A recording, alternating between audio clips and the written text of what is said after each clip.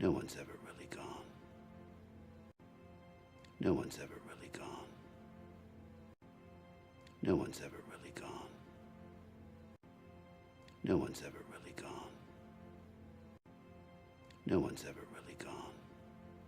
You never turn your back on family, even if they do it to you first. That's the lesson that was taught in the sixth Fast and Furious film, Fast and Furious 6, it's the title in the film is Furious 6, the sixth movie in the franchise, once again directed by Justin Lin and written by Chris Morgan. In this movie, it picks up right after 5 in the mid-credit scene, maybe a few weeks later, where we find out that Letty, played by Michelle Rodriguez, was indeed not killed in the Fast and Furious fourth movie. Of course, Letty is the wife of Dominic Toretto, Vin Diesel, but the fact that she's involved and that the criminals are pulling off these crazy heists with cars and fast vehicles, Luke Hobbs has to actually this time go ask for help from the Vin Diesel Paul Walker camp, from Dominic Toretto and Brian O'Connor's family, to help not only apprehend the criminals, but also maybe get the missing member of the family back, of course, being Letty, who many thought were dead. So that's the premise of this film. This movie is Fast 5, except bigger and more over the top. Fast 5 still felt grounded, although the final sequence was crazy, sort of like Too Fast, Too Furious. But this movie has four major sequences, four major action sequences involving vehicles, fast cars, a crew, guns, the things that make these heist movies so fun and, total popcorn slosh. I mean, that's what this is. However, this movie takes it to a new level because there are numerous parts in this film where we're starting to go down that slippery slope of, okay, that was cool, that was awesome, that was cool, that was awesome, that was cool, that was awesome, but that would never happen in real life. There's at least four things about this movie that are completely unrealistic as far as how much the human body can endure when it comes to pain, as far as how much property damage can be done in one scene, as far as some really bizarre effects with gravity that don't make any sense, on top of the fact that there is a sequence with an airplane taking off on the runway near the end of the film, and the runway never ends. They're in this sequence for 30 minutes, maybe 20 minutes, and the plane's going at pretty fast speeds, and it feels like the runway is the longest runway in the history of movie making, dude. Maybe it's one of those Dragon Ball Z type of things where Frieza said 5 minutes, but maybe these characters are so strong they're actually able to move beyond the speed of time at this point, which I wouldn't be surprised, or see the speed of life, that is. And maybe the 5 minutes Frieza promised was like this. Maybe this sequence in our time would have taken 5 minutes or less than that with the takeoff. But in this movie, it's a big chunk of the third act. And yeah. So the cast comes back once again. Jordana Brewster plays Mia Toretto. This time she has a baby with Paul Walker named Jack. And besides them, all the old cast members from Fast 5 do return. Sung Kang plays Han once again. Ludacris plays Tej Parker again. I mentioned Tyrese playing Roman Pierce. I really love how they reintroduced the characters in this one because the last movie ended with them winning the money, them getting the 100 million or whatever it was, and they all went to different parts of the world to kind of love and live their lives. And Roman's reintroduction, when we see what he's been doing since then, was freaking classic, on some real baller stuff, you know what I'm saying?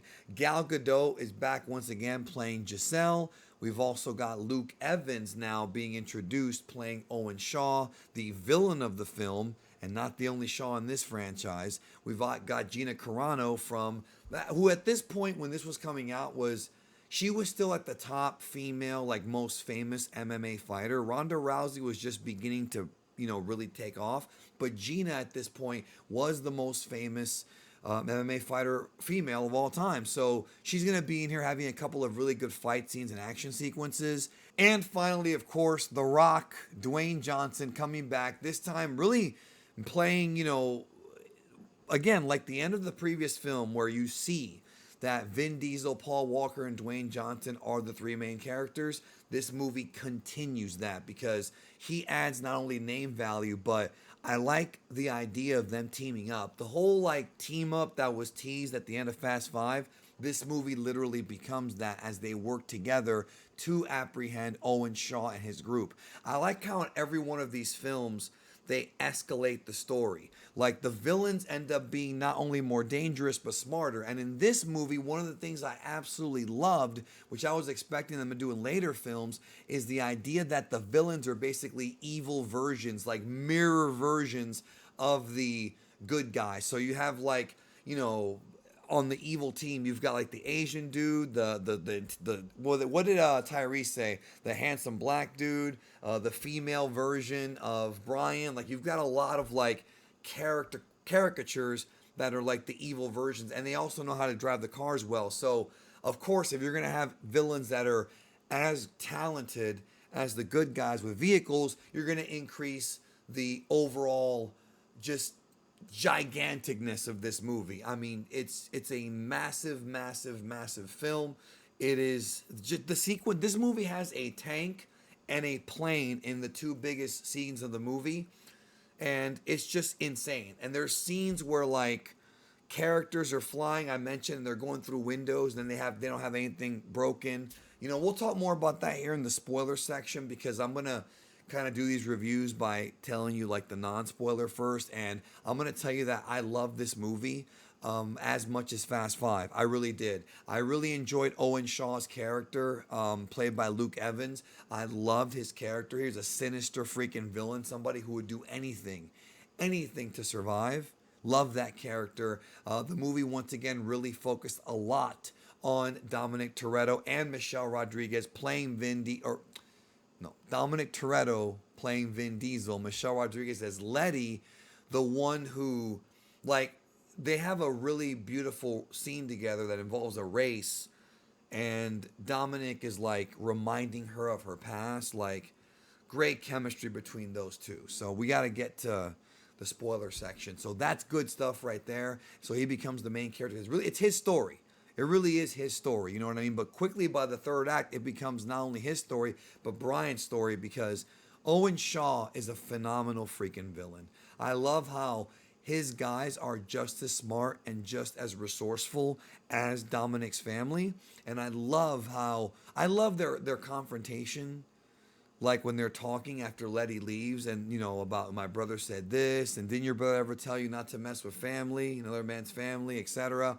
I love the scene where Brian goes back to Los Angeles and gets purposely arrested to find out the real story, like the real story of what happened in to Letty, right? And it takes us back to Fast and Furious. So you've got to see 4 for 6 to make sense.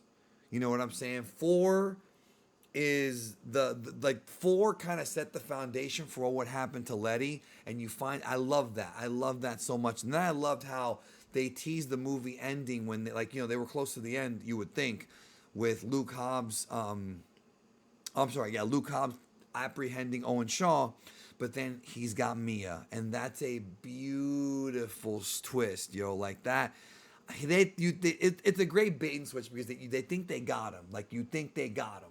Now, again, I mentioned this movie has some stuff that really makes no sense. Compare this movie to the first Fast and Furious. Let's do a comparison, all right? Somebody in my Discord server said this.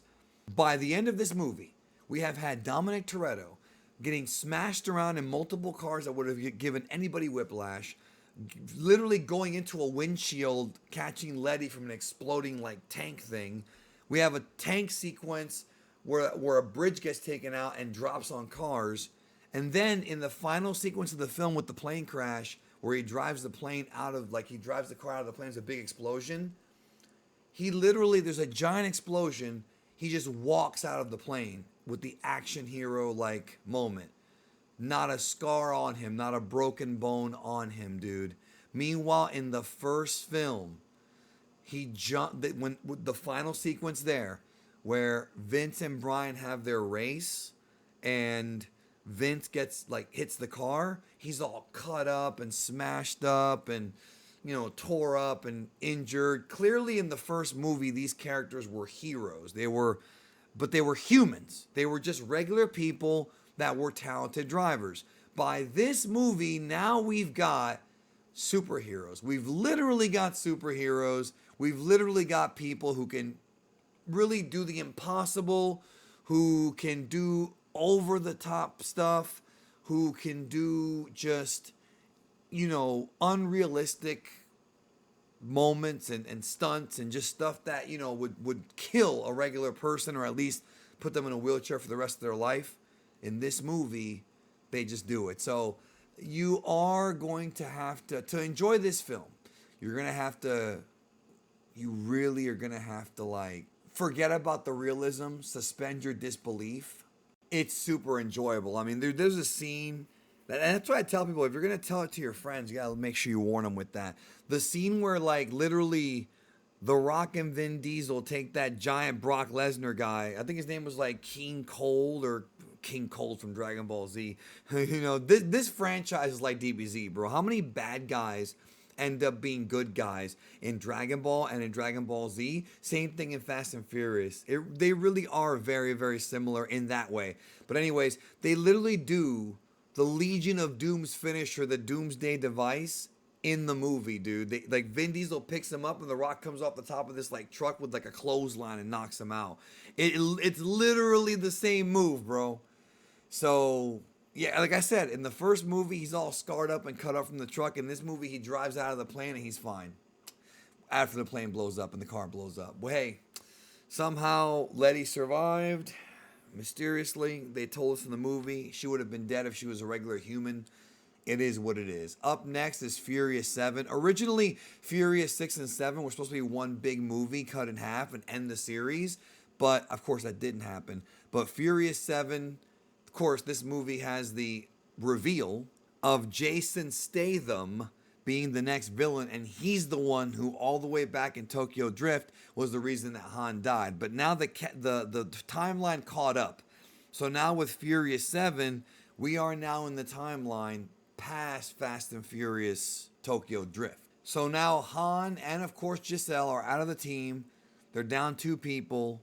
What are they going to be able to do? What are they going to be able to do? So I do think that Fast 5, as far as the crews from the previous movies go, I do feel like Fast 5 was probably the best one to end it with. But everybody says that because of what they did with the Paul Walker stuff, that Furious 7 actually is. But I will get to that and give my final opinion when I release the video about Furious 7. We're just a couple weeks away from Fast 10, so the time is almost here. Take care, y'all. And I'll see you in Fast and Furious 7, this time directed by horror director James Wan. See you then.